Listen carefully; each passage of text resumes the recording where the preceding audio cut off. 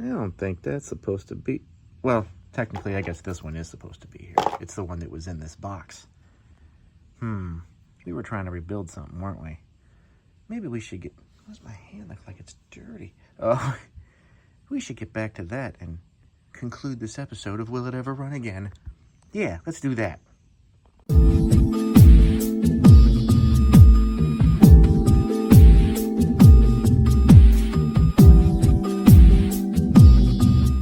Alright, it has been a day. I decided to let some stuff soak in evapor rust overnight just to get some of the surface rust off. I kind of brushed it too, just to make sure. Oh yeah, look at that. See that? What you mean, rust? We ain't dealing with no rust around here. Let's see how the pole piece looks on here.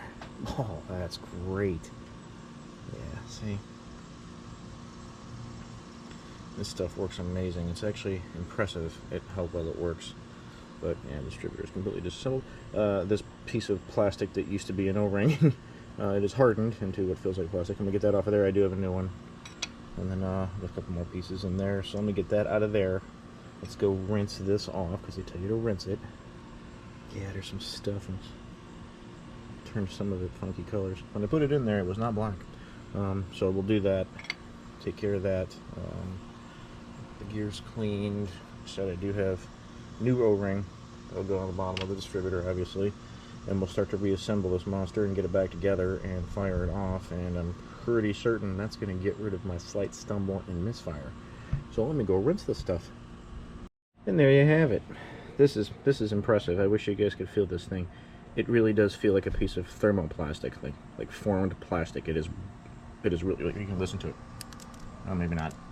Can't quite so much hear it here, but it really does feel like plastic. This is what happens when rubber gets old and it's been in there for a long time.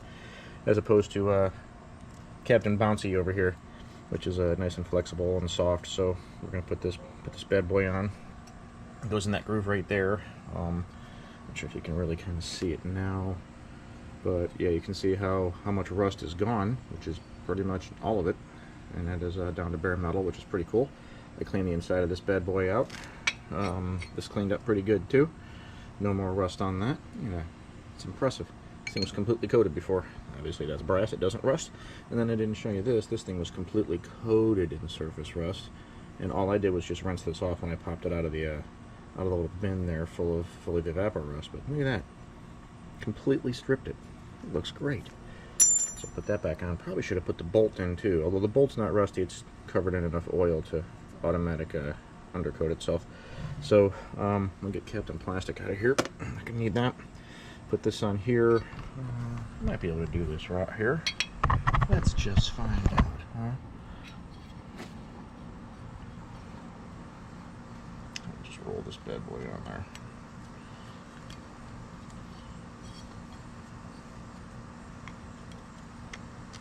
Don't want to be piercing it. Of course, that would be bad news. Yeah, look at that, right on. See? And it actually sticks out, if you can kind of see it. It sticks out past the housing where the other one did, and it was completely flush. So it wasn't sealing anything, which explains why there was so much RTV crammed up all around here to try to seal it. So that would be better. Well, while we're here, let's get the pickup. We'll get that back on. Okay, let's see what we got going here. I even cleaned this in the evapor rust. It's hard to tell that it was actually a copper ring, but it is. Yeah, it's in good shape. So let's see here. Remember, there is out there is a tang sticking up right there between the two wires that lines up there, so it puts it in its position. Get it lined up, pops right down, just like that. Ring back on top. And then it does come with a new clip. It was in the bottom of the box, which is pretty cool. It's gonna be a little hard to do without a vise. Once again, I need a vise. I think we've been through this, haven't we, about the vise? Yeah, I'm gonna need either a socket or an implement to put that on there. So let's do that. There you have it. I just used a socket that was bigger than the center section. Put it all the way around it and gave it a light tap. This hammer's actually way too big. I just barely even tapped it, and it locks into this little slot that's under here. You could probably even use like a snap ring, probably, but it came with that. That's what I'm using. That's the way the original one was. So let's get this bad boy back in there. Oh, look at that. Yeah, it's nice. Spins nice and free too. Cool. So I am going to need to get some grease for here, some heatsink compound before I put the module back on. You absolutely want to do that. Keeps the module cool. It basically puts all of its heat into this aluminum plate, turns this into a heatsink, so it'll pull heat away from the module so it doesn't overheat and cook your module. And nobody likes a cooked module. Let's see if we can, before I do that though, maybe we'll get lucky and I will be able to put this back on before we go do that. So, you got the one with the little fingers. It goes on first, locks into those. You got your smooth washer.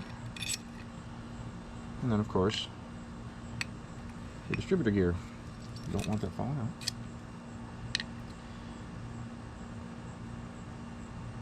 Which, for some reason, there we go, losing my brains here.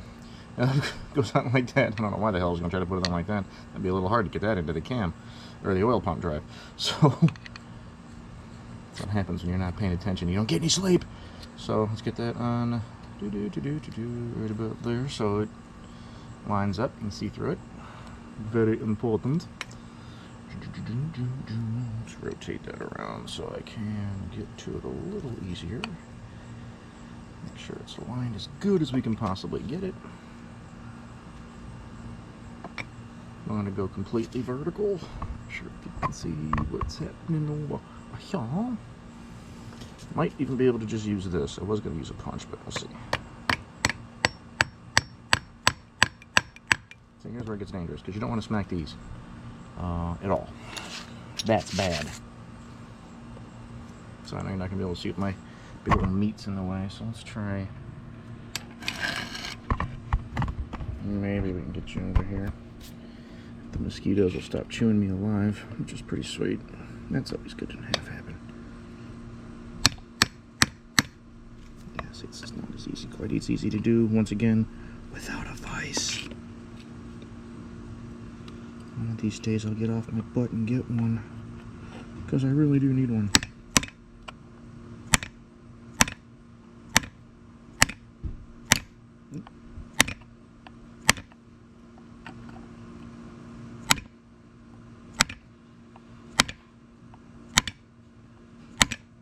Oop, almost. Yeah, a little bit more. Give that a little bit more.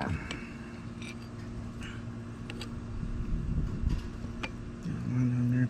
Hold on to it. Nope, that did not get it.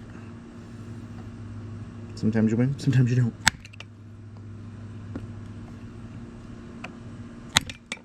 Yeah, there we go. Oh, that's almost perfectly flush. Yeah, look at that. Back in there, back in there. There you go. This shaft here aligns with the oil pump drive, and then this obviously engages with the camshaft, which is what spins this, and throws out your sparkulators out this side. So once the rotor and the cap obviously are in there.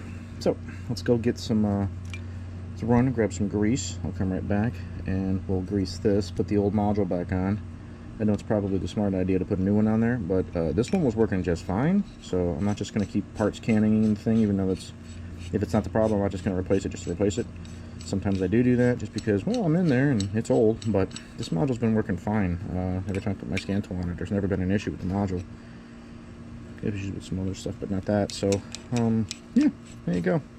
Almost completely rebuilt and back together. Yeah, I could have put this in the blast cabinet and stripped it and gone hog wild and crazy, but it's going to be basically a daily driver. I'm not doing a restoration on this, although I might have to do that on another car. Future foreshadowing, I guess. So, and these vents are now cleaned out. You can actually see light through them, which is awesome, because that will allow this to try to keep some of the moisture out. So hopefully this doesn't turn into that green goo rusty mess that it was before, which we don't want. So there's that. Let's go get some grease and put the module back together. Alright, distributor's got to go in. I You got to get the rotor, put the old one on there, just so if something happens to it, who cares? We got to get that tang pointing basically towards this little mark that you might not be able to see. Let me get you over here. That little mark that I put right there. So we are going to get a line there, so when it drops it'll twist and then it'll align with this mark here, and then I can put my timing line on it and do it from there. However, looking down the hole of the distributor, which I don't think you're going to be able to see too well, or maybe, you can kind of see the oil pump drive. It's not quite pointing in the area that we want it in. So I think what I'm going to do is take a pair of needle nose. I know that the point of this aligns with a point on here and not a flat because it's a hex. So I'm just going to turn that oil pump drive just enough to align with that, and then we're going to drop the distributor back down in there. Because when you pull this up, it does twist just a tad. Oh, that thing is loose as crap too. There we go. Easy. I don't want to lose that. That would be bad. No oil pressure is a bad deal.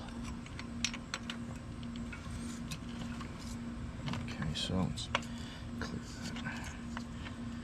This has got to go about here when it hits. Oh, what happened? Oh, there we go. That would help. See, it's aligning there. There. That seems a little strange. So let me take a look at something real quick. Oh, yeah, good times.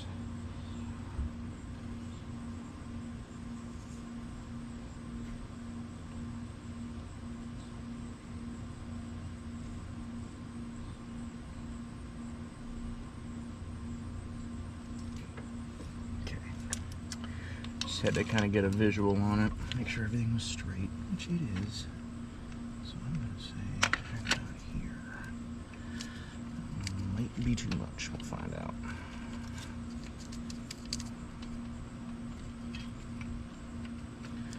Sometimes you can put very little grease on them and that helps, sometimes not. Oop, there we go. That's too much. That is definitely a tooth off, if not more than that. Right there.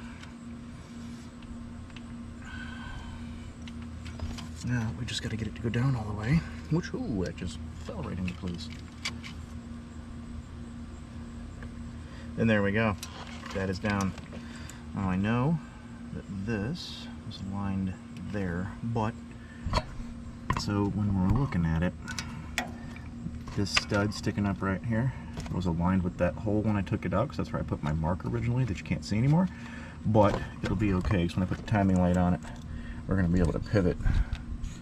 Get my hands down here. You'll be able to spin this with the O-ring in place now. God, it's a lot easier. It's a lot tighter now with that new O-ring. We'll be able to move this and actually fine-tune the timing. But as you can see, it's lined up with that. Good to go. Which means that should be back right where it was. That's the most important part, which means I no longer am going to need that. So let me get the hold down and get it down there. These harnesses are all, of course, in the way of view, but right there. So I put the hold down there, put the bolt in that, and we can get this thing. I'm not going to crank it down, but we're going to get it so at least this won't lift up. But you can see it's fully seated with the block down there, and it is in. So let's get the module, get some heat paste on there, some thermal paste, and get this bad boy back together.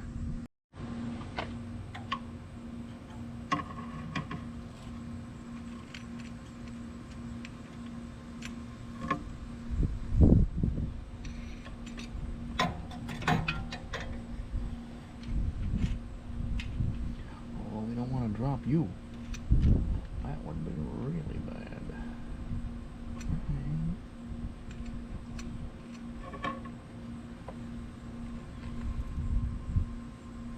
About there.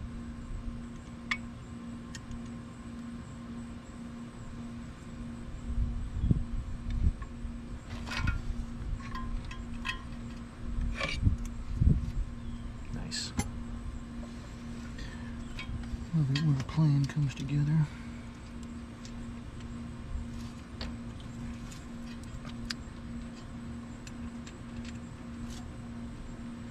And it's almost like they give you enough room, but not quite. Almost.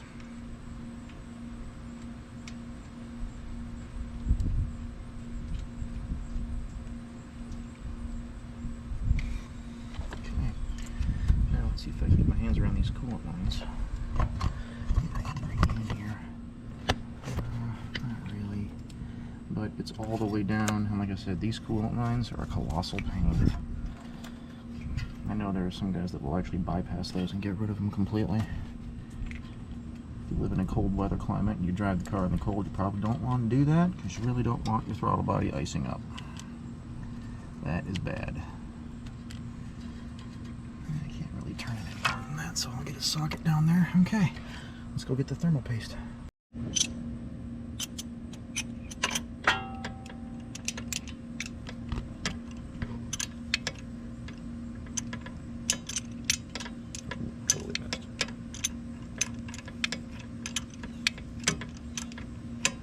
Like I said, why did GM feel the need to put a bolt this long here?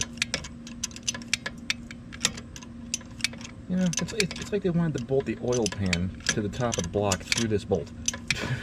Maybe not quite that long, but it's good. It sure feels like it.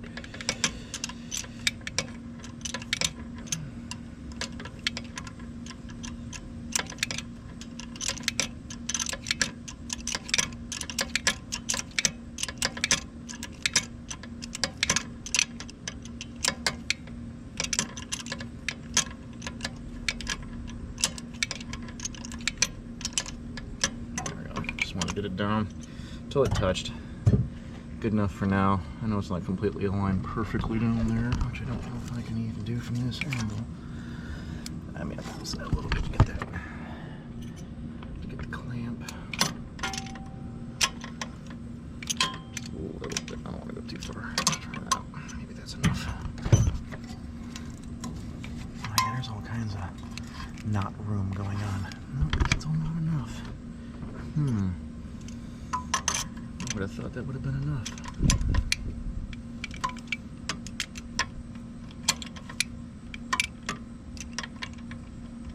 Oops. There we go. Come on. There we go. Popped right in place. Now we can tighten that back down.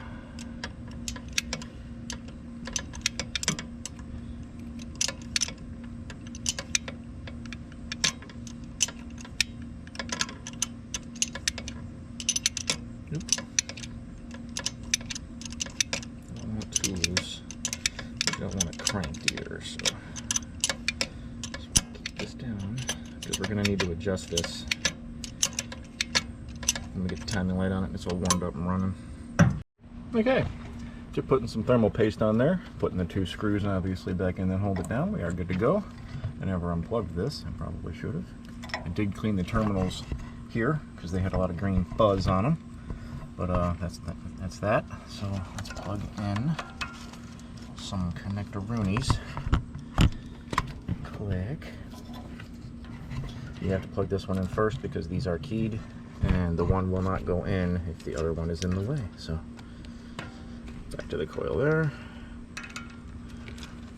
Back in the coil there. Probably should have put this under there first, but hey, whatever. Vacuum line back onto that, even though that looks pretty special. I'm actually kind of surprised that hasn't broken yet. It's probably one of the few that hasn't. That's okay. We're going to replace them all anyway over the winter when I pull this off and replace everything. Okay, coil wire. There we go. So, if you remember, look at that. Look at that. How bad that is. And we got a new one here. Brass contacts, that's the way to go. See, big difference. Huge difference in how that looks. So, put the wait a minute. We don't want this nasty guy still on there. We want a new one. And then now I've got a new one around here. I just saw it. There it is. Look at that. See that? That nice and clean. No issues. This is keyed, so it'll only go all the way down one way, just like that. Nice not having all that rust and garbage up in there. Of course, you get new screws because they are captured, which is pretty sweet. That lines up perfectly. And somewhere around here, right there it is. Go ahead and screw these down. For some reason, yeah, that's not the right size. Did did they change the size of the screws? I don't know. This will fit. Yeah, there we go. Same one as the ignition control module. Don't want to crank it down yet. You want to kind of get them both in and started, just so you know you don't cross-thread anything. Nothing like that. Okay, let me grab my socket wrench here. All right. Come on.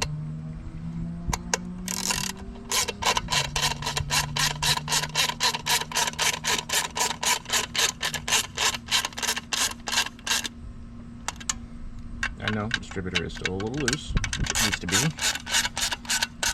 Should be good enough to at least get it to start though, before we set final timing. Should be able to, yeah, you can just turn it just a little bit. Okay, cool. So once we get the timing light on, I'll show you why we gotta turn that. Number one, if I remember correctly, just here. Yep, I think, where's it at, right there? Yeah, marked it. That one's number one. That one there, so that's where we're going to start. As long as you know your firing order, which 2-8 is extremely easy. It's sequential cylinders, 1, 2, 3, 4, 5, 6. So I'm going to go in that order. So number one, and I did number these anyway, but in case this tape or anything fell off, you could still do it. So obviously, that's number one. What do we got here? That doesn't look great. Oh, that's coil. That's why. 1, 3, 5, 3, 5, and this is your even bank towards the front of the car. 2. Should probably put 6 on first, really, huh? Because getting it in there is going to be real fun if I don't. Yeah, let's do that. Let's get that out of the way. Let's put 6 there. And don't worry, I'll take off all this tape too, because, you know, that looks awesome. And that should be 4, which it is. 4. Okay, and coil wire here.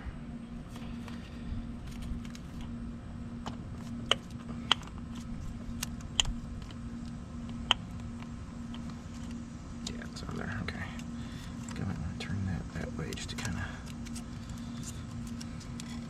I'll take all this tape off here in a few minutes. Let me get it running. Well, I kind of would like to put some kind of another retainer.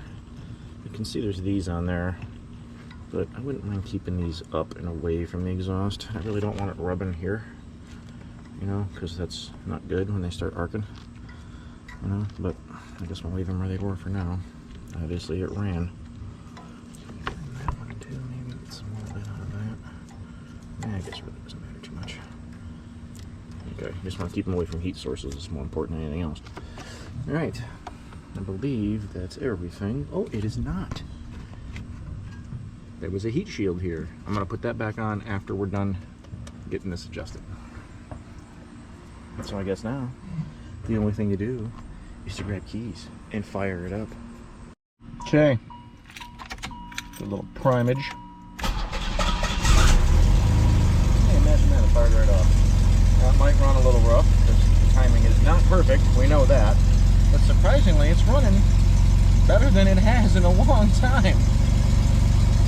The needle's not jumping around, and that's pretty impressive. Although for some reason, don't know what's happening there. Let it run for a few minutes, you can hear. Look at that. Here's my oil, I guess I gotta fix. But it's running pretty good.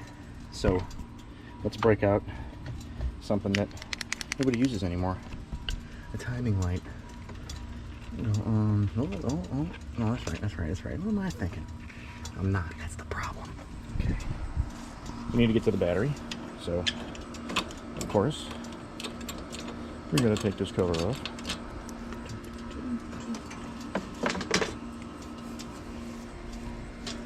Get that out of the way. And yes, I still have a battery tray to do, which I do have. I just got to get to it. Another one of the many, many projects. Let's get that. Which I don't think that's going to be a super great connection. I wish I had a dual terminal battery now that I think about it. Yeah, we'll try that. Either it just gives me a flashy, or it doesn't. Those are kind of your options. So set that down. Just gonna hope. Almost wish this was like the DeLorean and had a post under the hood, but it does not. Okay, now where we're gonna want to time this. Oh man, this is always good to see. So straight down there is like a tube that points directly at the crank. You shine the light through that, and every time you see the little mark on the crank, which I'm hoping we'll be able to see when this is running. If not, I may have to put some, like, I don't know, white out or something on it, but there's that tube down there. You can, right down there. Let's see if I can get you a little better. Oh, kind of. But yeah, there's a tube down there that you look through. And every time number one fires, the light on the gun will flash, and you'll be able to see that mark. And then there's a graduated, which is right behind that tube. Looks like a little sawtooth. And it's got numbers on it, and it'll tell you before, after, and a 0 for top dead center. We want to set it. What is the spec on this? Looks like 10. Cool. So we'll set it to 10 degrees. And you do that by firing it, and you just twist said distributor over there. And that you'll see that line move as you do it. Once you get it where it is, shut everything down, lock that down, start it back up, and check it again. So let's do that. One more thing before you time these, which I obviously failed to mention, is you need to, and I just used a wire. I could have brought my scan tool out and put it into service mode, but I didn't. God, this thing is a vacuum. Is you need to ground the diagnostic terminal in here. So it's the, if you can see it from here, it's the upper two that are right next to each other. And that'll put it into field service mode, which will start to turn this on and off with the car running. You'll see it every time it turns rich, every time it turns lean, you'll see that kind of flip back and forth, which I can probably show you. It's just very loud. I was back there tuning it with the timing light. Oh, jeez. Getting my big butt in here is a little tough. So let's get it. You can use a paper clip, anything to basically put continuity or current, see? So basically like that. Oh, excuse me.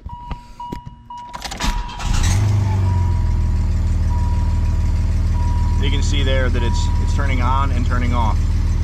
So it's probably back in open loop, and then it'll go into closed loop, and you'll start getting that, which means it's rich lean, rich lean, rich lean. So, and if you pull this plug out, idle changes, light goes off.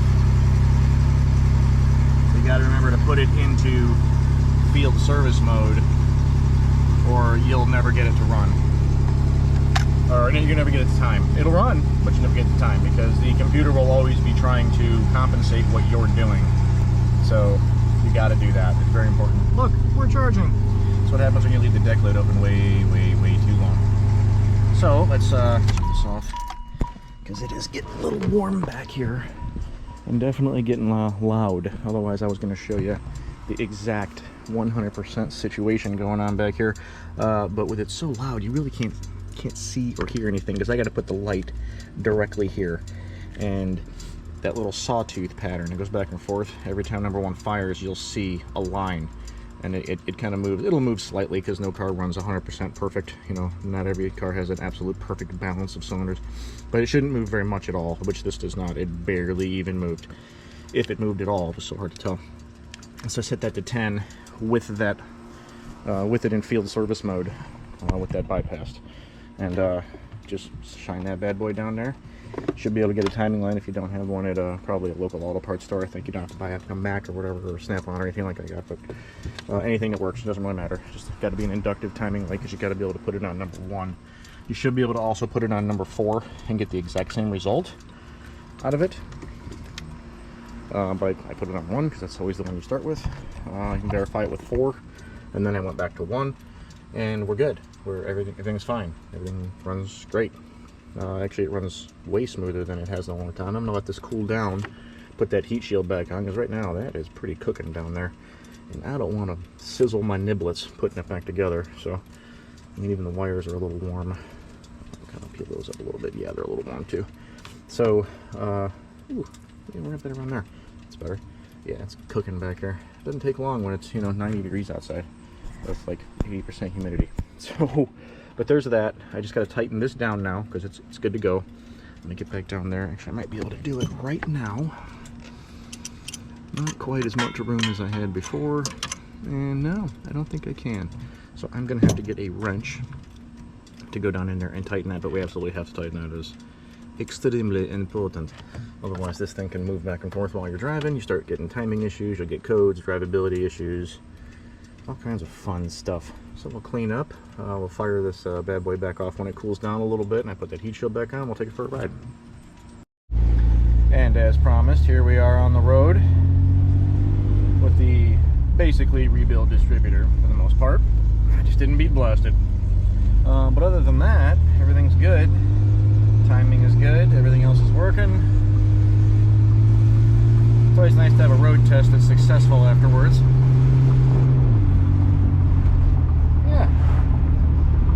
It's definitely smoother. It's a lot smoother than it was. Before we had a lot of stumbling, which makes a lot of sense considering I can't believe the thing even ran with that cap the way that it was. But it did. Barely, but it did. And we'll go down here and get a little bit of speed. I think one of the next things I want to do is there's a little bit of play in the throttle cable, slightly stretched. So I'm not sure if those are still available. If they are, I might replace it. I'll take a look. It's not like it's desperately needed right now. It's just, it's got a little slight play in it.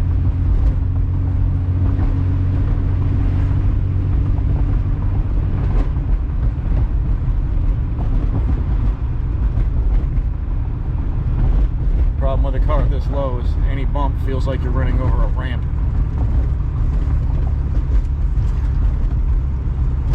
Gotta love it.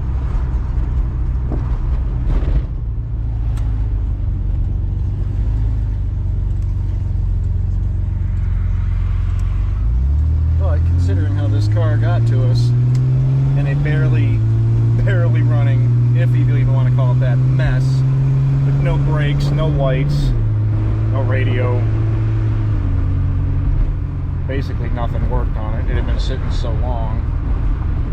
To now, it's a running driver. Everything works. It's pretty sweet. But I figured I'd give you that as a kind of a cap to this. But yeah, there you go. Everything runs. Thanks for joining us on this ride. I guess we'll see you soon, and really appreciate you guys coming to watch this. See you soon.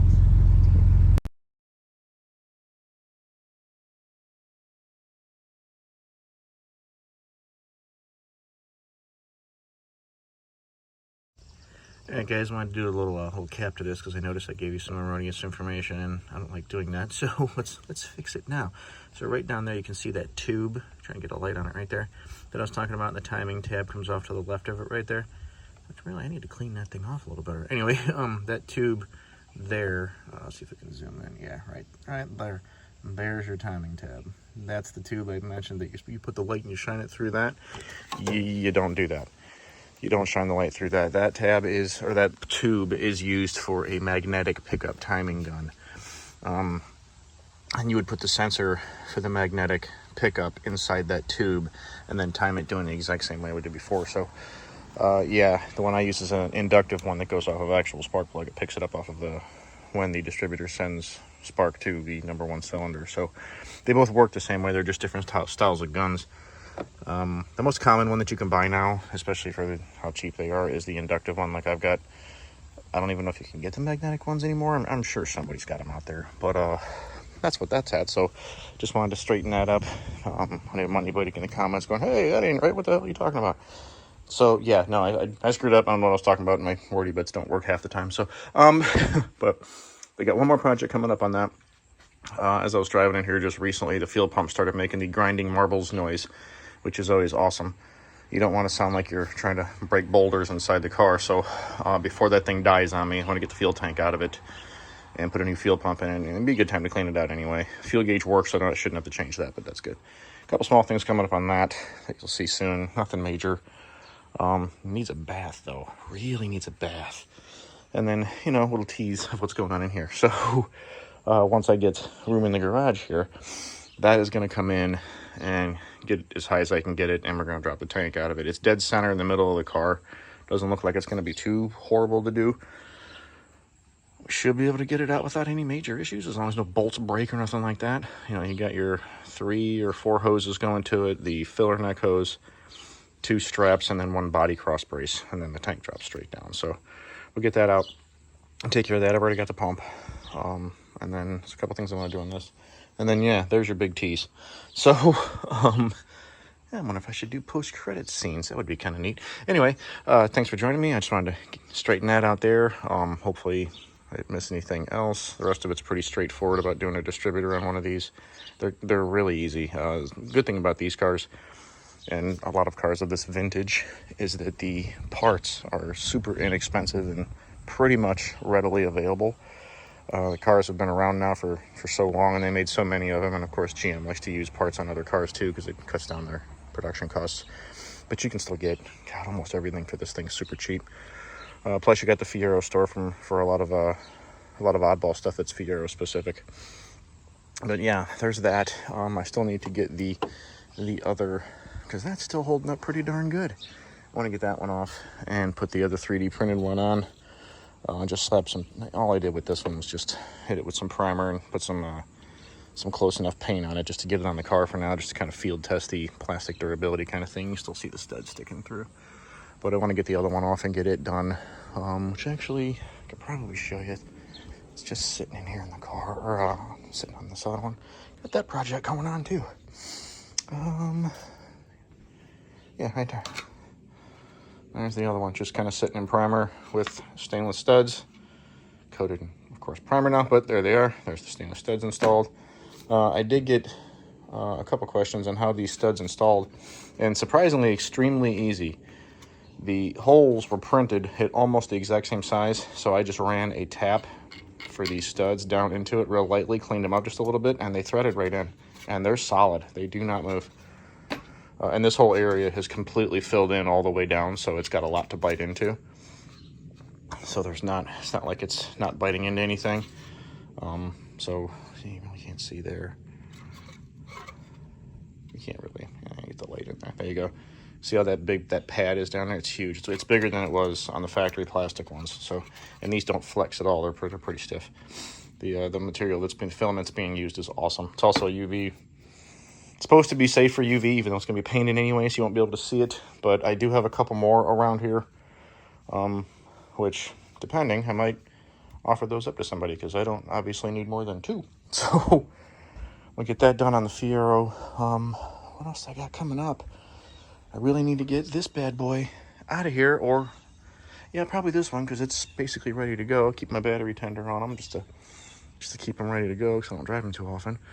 But yeah, I want to do that and get this monster in the garage so that we can get the fuel tank out and get that going. And then there's all kinds of stuff coming up on kit. There's a lot of upgrades coming up for this car. So stay tuned for that if you're into either 3rd gen TAs or Night Rider cars, as this case may be, because it is still a 3rd gen Trans Am. It's just got a bunch of customized parts on it. And then if you guys are DeLorean fans, of course, I'll show you how to change door lift support pistons, which is fairly easy. I'm going to put another seal around this door, because I unfortunately let somebody sit in it that when they got out, they wrapped their hand on the windshield and pulled their body weight, and their fingers rolled, and it ripped the outer door seal. So I'm going to replace that, because I do have another one. I still have to wire up the Wolf box. The Wolf box is in the front camera, but I got to put the rear camera on and then run the wires back to the rear camera. And we'll get to that too. Plus a serious detail. And then someday I'll get off my butt and get rid of those. It's the only body damage left from when I got the car. So, yep, there's all the projects coming up. Mini update, kind of a little post-credit situation. So thanks guys for showing up, and I'll see you soon.